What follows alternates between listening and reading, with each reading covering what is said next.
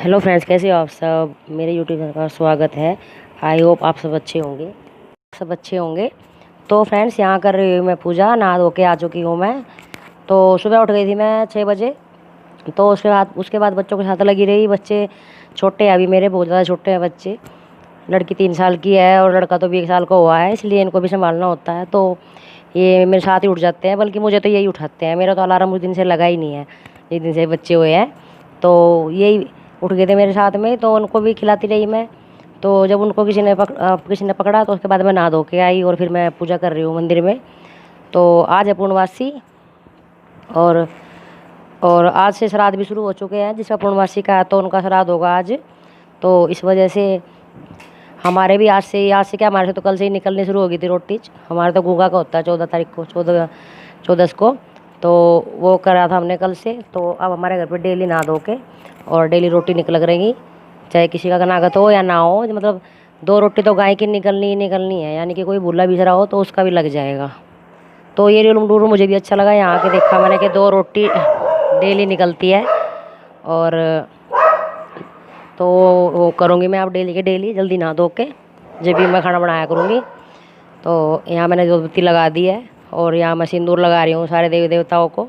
और मैं अपने भी टीका कर लेती हूँ और अपनी मांग में भी लगा लेती हूँ। तो यहाँ मैंने दीवा लगा दिया है और अब मैं आरती कर रही हूँ उसकी, भगवानों की। तो ऐसे मेरा रूटीन होता है सुबह का। तो यहाँ मेरी पूजा हो चुकी है। इसके बाद मैं पूजा करने के बाद मैं अपने किचन में चली जाऊँगी दोबारा से। तो यहाँ से मैं फिर किचन में आ गई थी। तो किचन में मैंने सब्जी चढ़ा रखी थी अपनी, तोरी की सब्जी बनाई थी मैंने। तो काट कूट के चढ़ा दी थी मैंने। फिर मैं पूजा करने गई थी और साथ में मैंने चाय भी चढ़ा रखी थी, क्योंकि चाय तो पीनी होती ही है फिर बाद में। और फिर चाय बना के मैं उसको अच्छी तरह से केतली में डाल लूँगी। हेलो फ्रेंड्स, कैसे हो आप सब। मेरे यूट्यूब चैनल में आपका स्वागत है। तो फ्रेंड्स, आज दिन है बुधवार और तारीख होगी आज 2 सितंबर है और आज पूर्णमासी है। तो आज के दिन जो है, आज से कनागत शुरू हो चुके हैं श्राद्ध। तो हमारे यहाँ तो कल से शुरू हो गए थे, क्योंकि 14 में तो हमारे यहाँ गुगा जी का कनागत निकला था। तो जो 14 में निकलता है और आज पूर्णमासी है, तो आज से लेके लगातार 15 दिन तक ऐसे ही कनागत निकलेंगे। तो हमारे यहाँ तो डेली 2 रोटी गाँव के लिए निकाल दी जाएगी। भाई किसी का भूला बिसरा हो, कुछ हो, सबका लग जाएगा। डेली 2 रोटी निकाल दो गाँव की, चीनी रख के। और वो तो डेली देनी है, किसी का श्राद्ध हो या ना हो।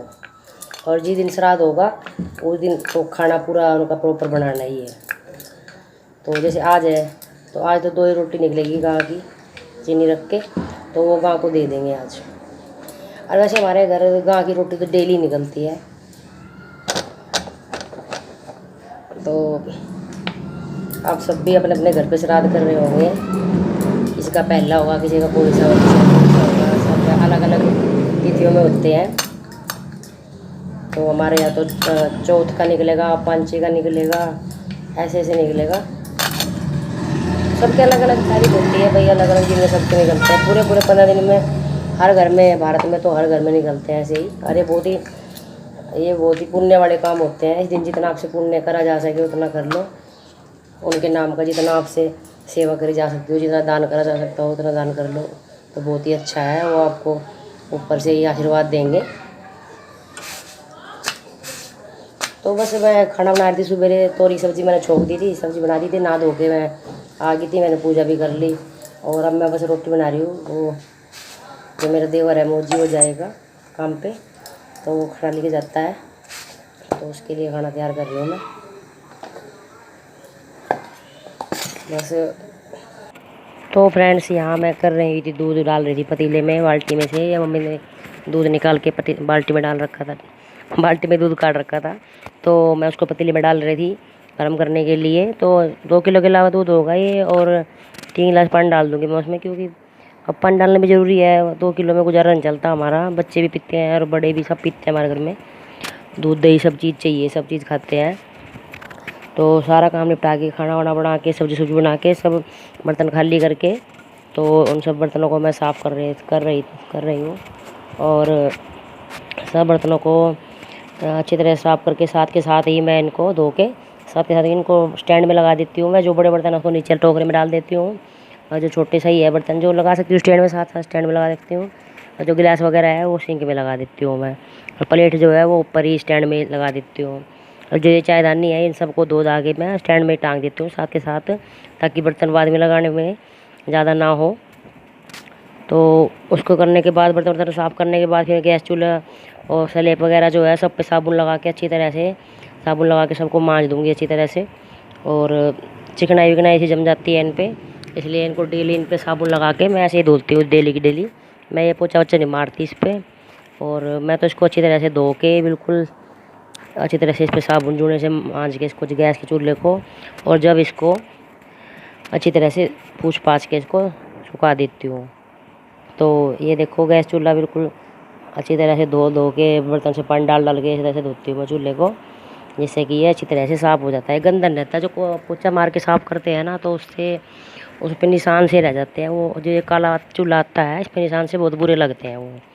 तो इसलिए इसको धोने में फ़ायदा है। और धो के कोई साफ़ कपड़ा लेके सूती तो उससे पूछ दो उसको, उससे ज़्यादा सफाई साफ़ दिखती है इसकी। तो यहाँ पे मैंने स्लैब भी और सिंक भी अच्छी तरह से मांज के, 2 सिंक है हमारे रसोई में, तो एक सिंक तो है बर्तन रखने का और एक है मांजने का।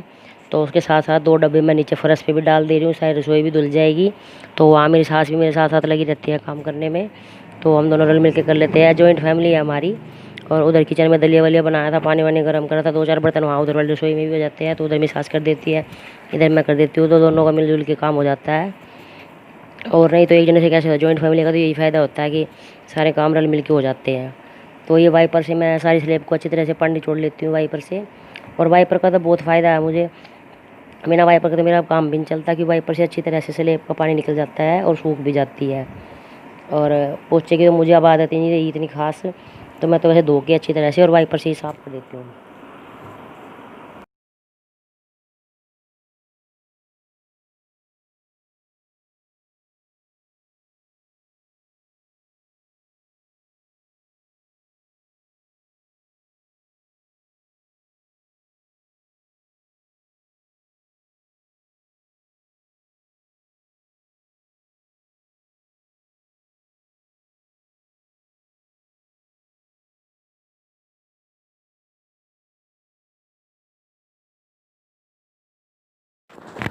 तो यहाँ पापा और ये गए थे सवेरे, तो ये बाज़ार में गए थे सवेरे, वहाँ से लेके आई थी सब्जियाँ।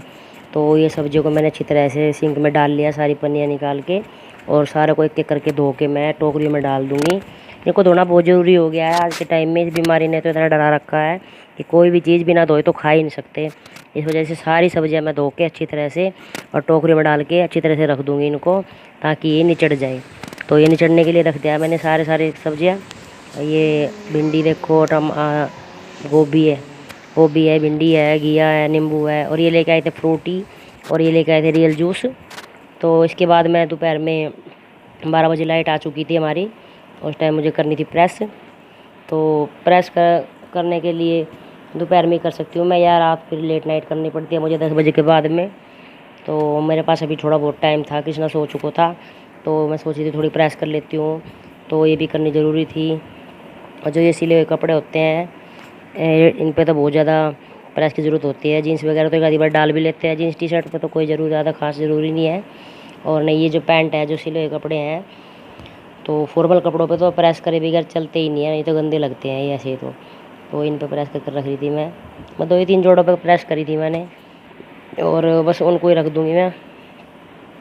और साथ साथ मैंने अपने एक सूट पे भी करी थी प्रेस। तो वो सूट तो मैंने वही पहना था अपना, जो पहन के गई थी परसों डॉक्टर गई थी, तो उस पर ही प्रेस करी थी मैंने, धो रखा था। उसके बाद मैं प्रेस करके उसको रख दूँगी, ताकि कहीं आना जाना पड़ जाए तो फट डाल के चले जाए। सूट तो कहीं है तो वही है। तो फ्रेंड्स यहाँ बजे है शाम के 4, और बस मैं लेटती हुई थी, दोनों बच्चे सो रखे थे, और बस मैं भी उठ के आई हूँ, थोड़ा बहुत काम कर लूँ, बच्चे सोए हुए हैं, नहीं तो करने नहीं देते वो जाके उठते हैं।